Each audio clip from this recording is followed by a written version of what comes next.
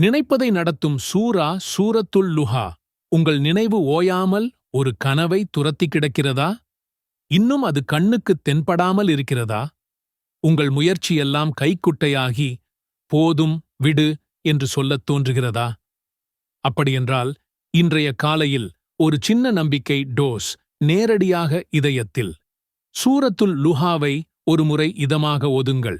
ஒவ்வொரு வசனமும் உங்கள் குறுகிய மூச்சை நீளமாக்கும். மக்காவில் ஒரு நாள் வஹி வர தாமதம். மக்கள் நபி ஸல்லல்லாஹு அலைஹி வஸல்லம் அவர்களை பார்த்து சிரிப்பார்கள். உங்கள் இறைவன் உம்மை கழற்றிவிட்டான். அந்த ஒரு வரி இதயத்தில் ஊசி ஏறியபடி. அவரது முகம் சுருங்கியது. நாமும் சில சமயம் அப்படித்தானே? நான் தனியாகவா என்ற கேள்வி எக்காலமிடும். அப்போதுதான் வானவர் ஜிப்ரீல் அலைஹிஸ்ஸலாம் வந்து சொன்னார், வத்துஹா வல்லைலி இதா சஜாமா வத்தாக்க ரப்புக வமா கல. சத்தியமாக ஒடுங்கிக் கொள்ளும் இரவின் மீது சத்தியமாக உம்முடைய இறைவன் உம்மை கைவிடவுமில்லை, அவன் உம்மை வெறுக்கவுமில்லை. அது ஒரு குளிர் தண்ணீர் மாதிரி. அதைக் கேட்டவுடன் இறுக்கம் தளர்ந்தது. இருள் ஆழமாக இருந்தாலும் ஒளி சட்டென்று வரும். அடுத்து வரும் வசனம் நமக்கும் சேர்த்து நினைவூட்டுகின்றன. அலம் யஜித்க யதீமன் ஃபஆவ. நபியே, அவன் உம்மை அனாதையாகக் கண்டு அப்பால் உமக்கு புகலிடம் அளிக்கவில்லையா? எத்தனை தடவை நம்மை யாரும் பொருட்படுத்தாத நேரம் இருந்திருக்கிறது. அல்லாஹ் ஒவ்வொரு முறையும் கையை நீட்டி நம்மை எழுப்பி விடுகிறார். நீங்கள் இன்று இருக்குமிடம் யாராலும் திட்டமிடப்படாதது அல்ல.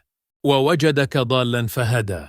இன்னும் உம்மை வழியற்றவராகக் கண்டு அவன் உம்மை நேர்வழியில் செலுத்தினான். ஒரு நிமிடம் நிறுத்துங்கள். நீங்கள் இப்போது எந்த வழி தவறியிருக்கிறீர்கள்?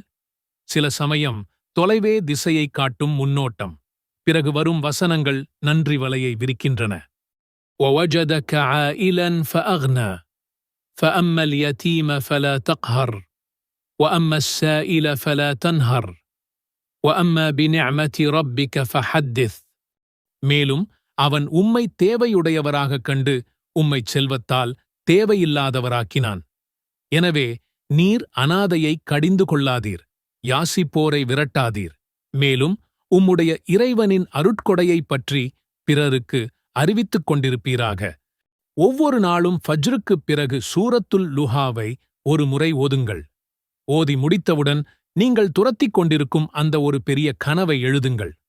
பிறகு இதுதான் மிக முக்கியமான பகுதி. அதை இன்றே நனவாக்க ஒரு சிறிய அடியை எடுத்து வையுங்கள்.